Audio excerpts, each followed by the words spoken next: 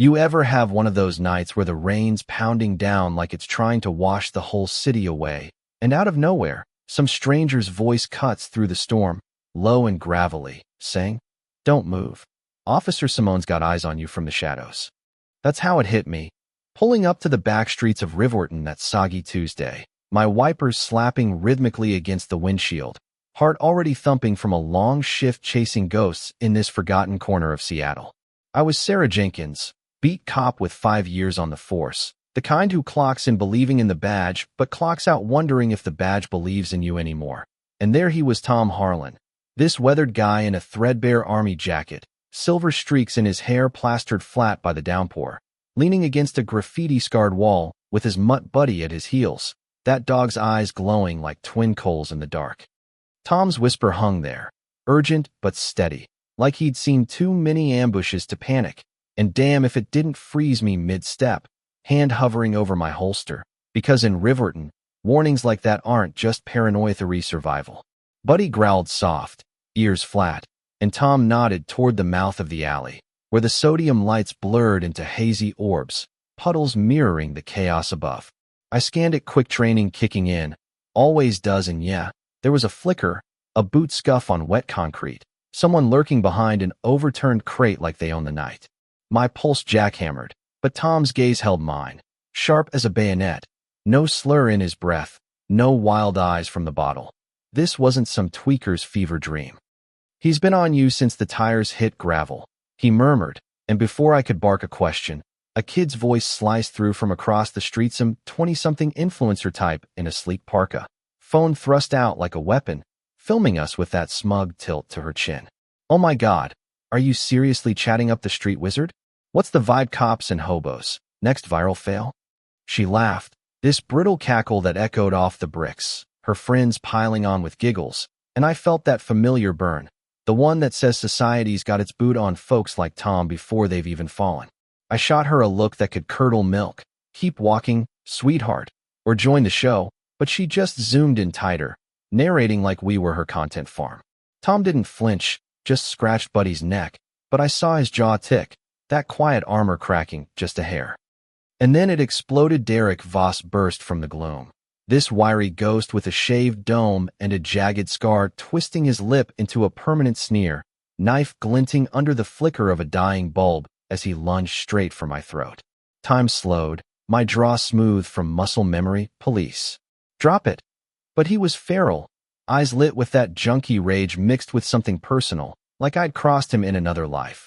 Maybe over the turf wars brewing in Riverton, where developers like his boss were eyeing the lots for condos, pushing out the strays. I jerked back, the blade whispering past my collar, heart slamming like a bass drum. And that's when Tom moved faster than a man his age should, tackling Derek into a puddle that erupted like a geyser, the two of them rolling in the muck, grunts and splashes drowning the rain. Buddy was a blur, snapping at Derek's heels, forcing twists that bought Tom seconds, his hands locked on that wrist like a vice from years of hauling gear in desert sands. "Stay down," I yelled, circling for a clean shot, cuffs ready. But Tom was in the mix, wrenching the knife free, skittered across the asphalt into a great end, pinning Derek's chest with a knee that spoke of old battles. Derek thrashed, spitting curses, "You meddling bitch, this ain't your block anymore," his voice raw with the grudge of a guy who'd lost his crew to evictions, blaming badges like me for the squeeze. I snapped the irons on, breath ragged, hauling him up as sirens wailed distant, and for a beat, the world narrowed to Tom's mud-smeared face meeting mine, those eyes saying, "Yeah, I did that," no fanfare. "You could have gotten yourself killed," I whispered, half accusation, half awe, and he just shrugged. Wiping rain from his brow wouldn't be the first time, while Buddy shook off the wet, tail thumping like he'd won the lottery.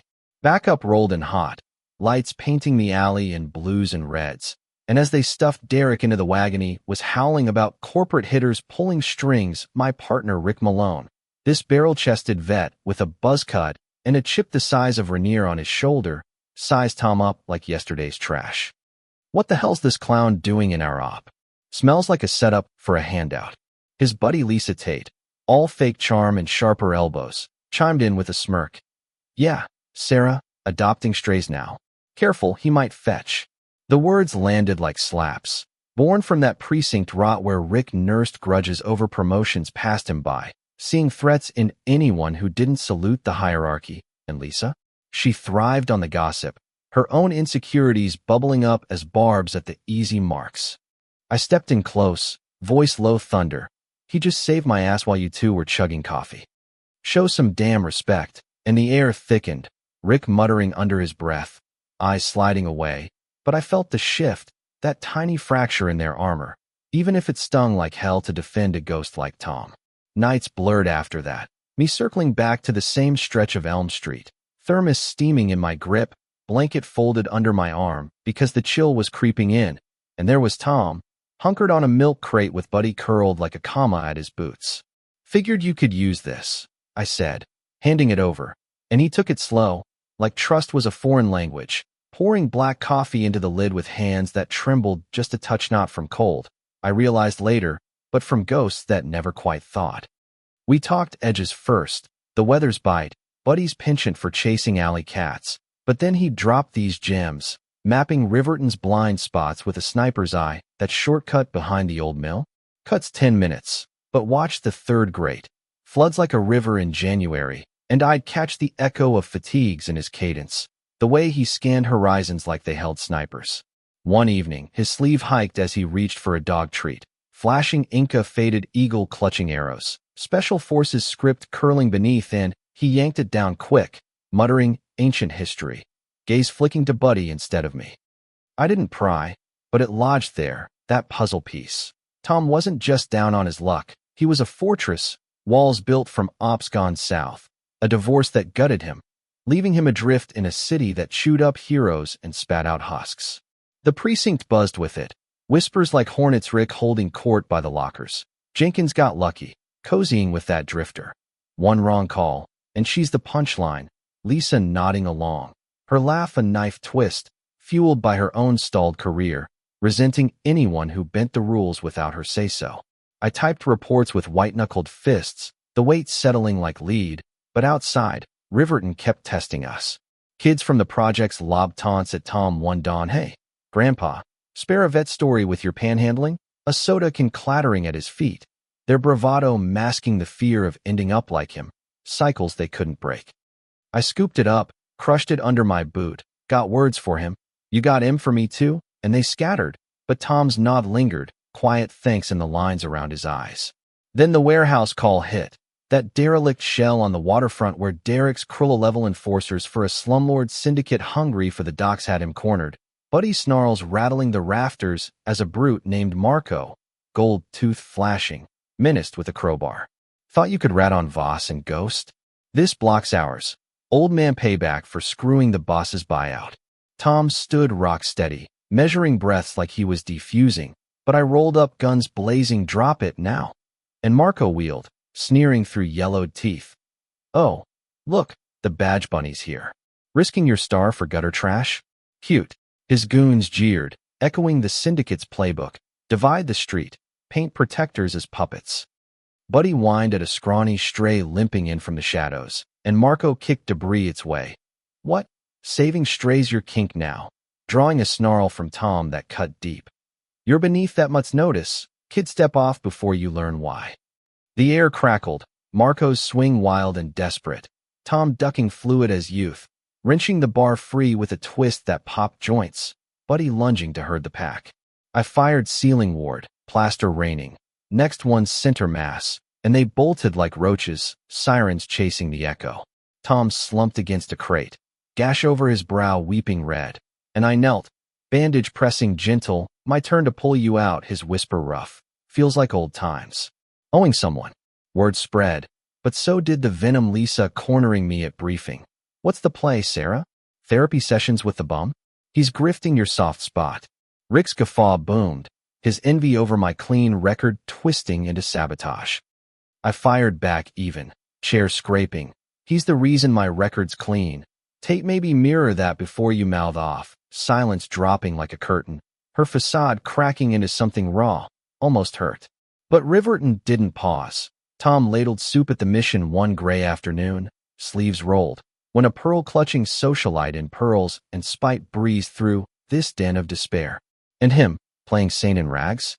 Pathetic, her voice a whip, born from gated fears of the other spilling over her manicured lawns. The line hushed, spoons hovering, and Tom kept portioning, grip iron on the ladle. But I waded in, he's nourishing souls you'd step over. What's your contribution, besides the shade? Her flush blooming as she fled, heels Morse-coding retreat, and later, Tom's murmur over cooling bowls. Didn't need the cavalry, to which I shot back with a half-grin. Yeah, well, cavalry's got your six now. Then the gut punch. A 5-year-old vanished near the playground. Whispers of abductors tied to the syndicate's kid-trapping for leverage in turf grabs. Desperation clawed me as I spilled it to Tom outside the bodega. Scraps for Buddy in his palm. Any leads? We're dry. He paused, eyes tracing the row houses. That old precision firing, the yellow-shuttered one. Third from the corner, kids bolt to quiet spots like that. Echoes muffled. No hesitation. We hit it. Peeling back a cellar door to find little Mia, tear-streaked but breathing, clutching a stuffed bear like a shield.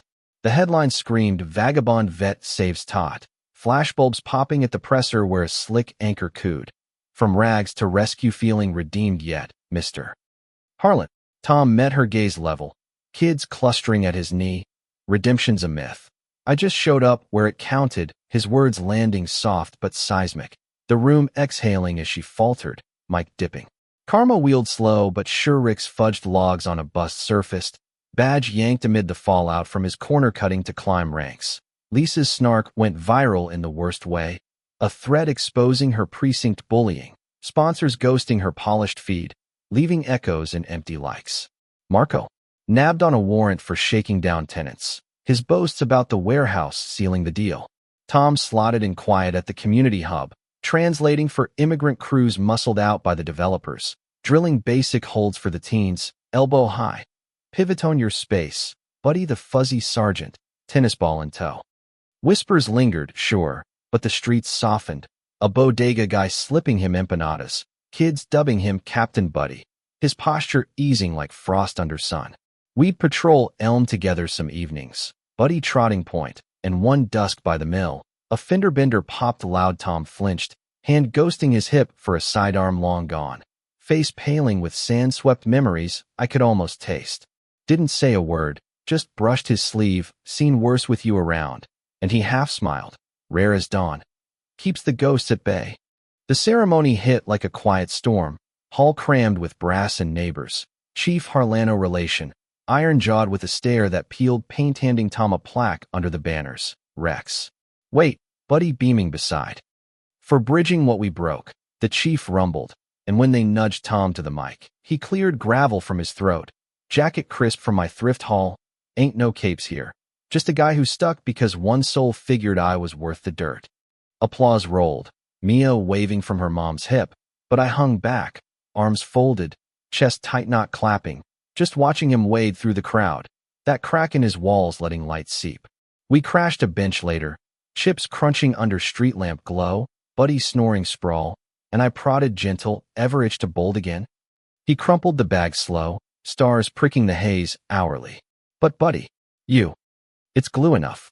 Silence wrapped us warm, the kind that says more than sermons. But here's the rub that keeps me up some nights, replaying it all like a scratched reel. What if Tom's quiet wins are just band-aids on a system rigged to grind folks down? Developers still circle Riverton, cops like Rick get second shots and other badges, and guys like Tom? They're the canaries, warning till they drop. Makes you wonder, is seeing someone's worth enough when the world's wired to look away? Hit me in the comments. Where's the line between hero and hazard in your hood? Ever stood up for the overlooked? Or let the whispers win? Drop your take, share from your corner of the map, smash that like if this tugged at you. Subscribe for more raw slices of the streets, because stories like this, they're the maps we all need.